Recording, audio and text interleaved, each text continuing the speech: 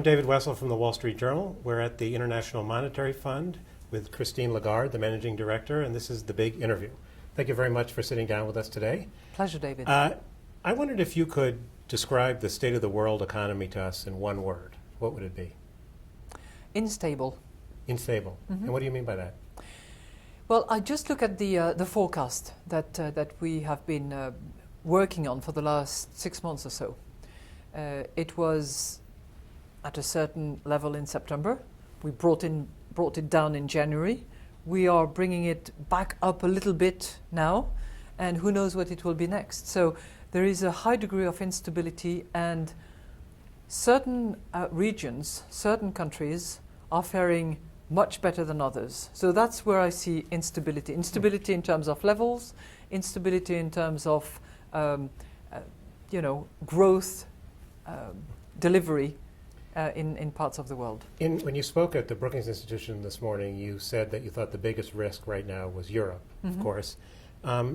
Europe wants more help from the rest of the world. Do you think Europe has done enough now on its own to justify more help from the rest of the world?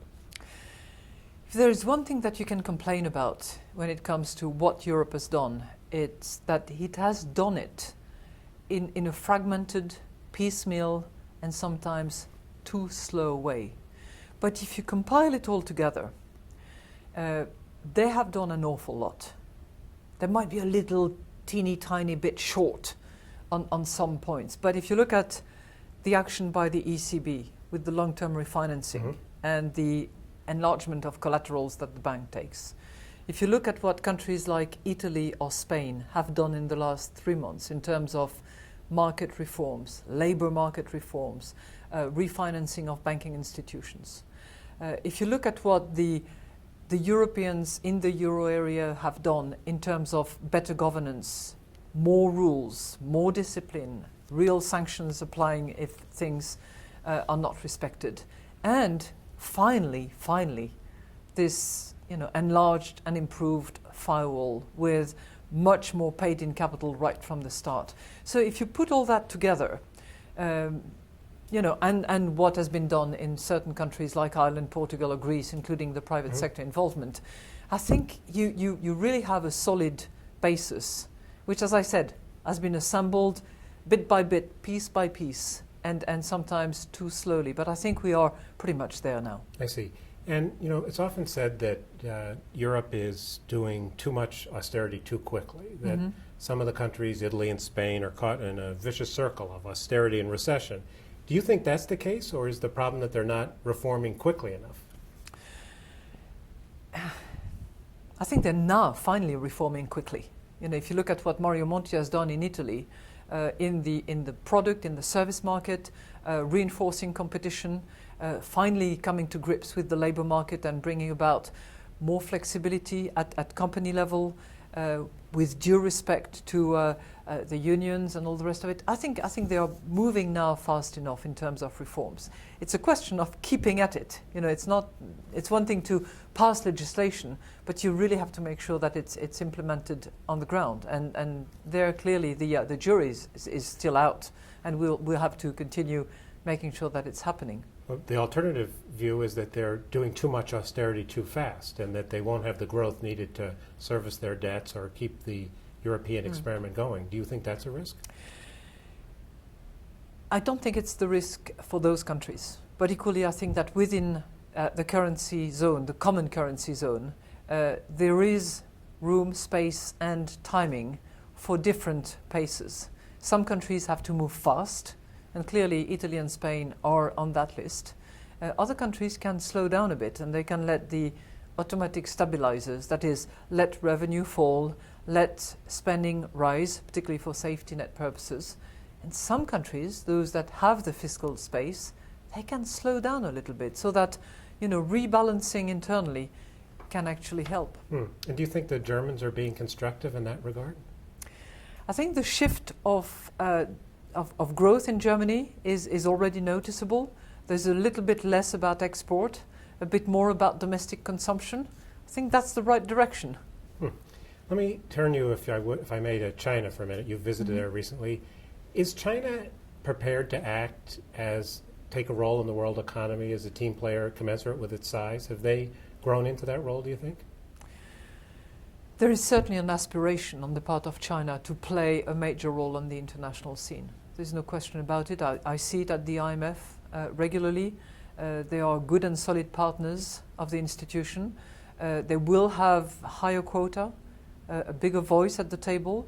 I hope they can participate in the enlargement of resources of the fund. And obviously they have their domestic issues to address as well. And you know, we're seeing it. You noted this morning also that their current account surplus, their trade surplus, has shrunk some. Does that mean that their currency is no longer substantially undervalued in your view? I wouldn't reach to that conclusion because we are still in the process of assessing the currency of that country and of other countries as well.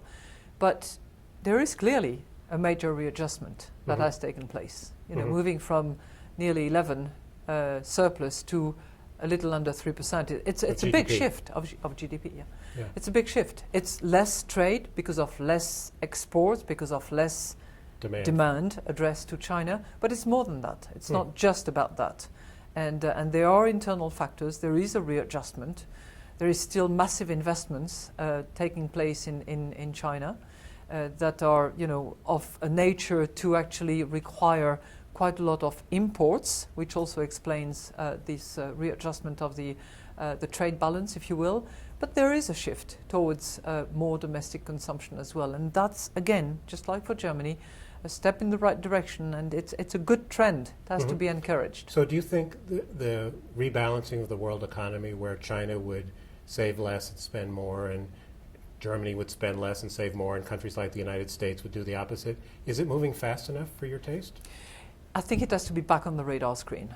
We very much had it a little too low on the screen. The IMF always advocated it, and I think we have to bring that up on the radar screen so that people do not stay completely focused and obsessed with the short term, with the crisis as it unfolds, because the rebalancing is the underlying factor from which growth will emerge. So we need to insist on rebalancing. I see.